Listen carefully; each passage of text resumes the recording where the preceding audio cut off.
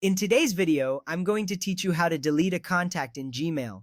First, let's start by opening Google Contacts. You can do this by navigating to your web browser and typing in contacts.google.com. This will take you directly to the Google Contacts interface. You may also find it within your Google Apps if you are using Gmail.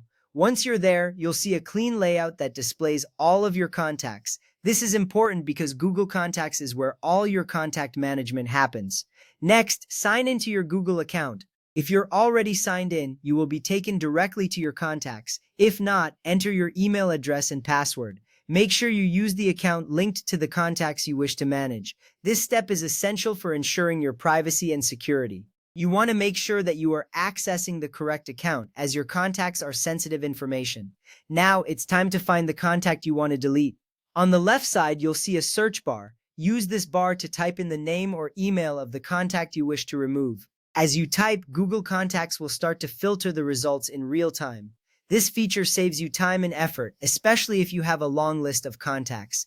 Once you see the contact appear, you know you're on the right track. Once you locate the contact, go ahead and click on it. This action opens a detailed view of that contact's information. Here you can see their name, email address, phone number, and other details you may have saved. Clicking on the contact ensures that you are about to delete the right one. It also helps to avoid any mistakes, which is crucial when managing your address book. Next, look for the 3 vertical dots labeled More, which you will find at the top right corner of the screen.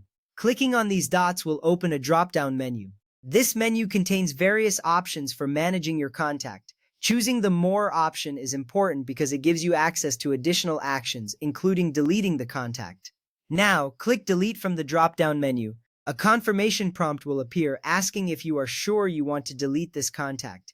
This step is necessary to prevent accidental deletions. Take a moment to ensure that you are deleting the correct contact.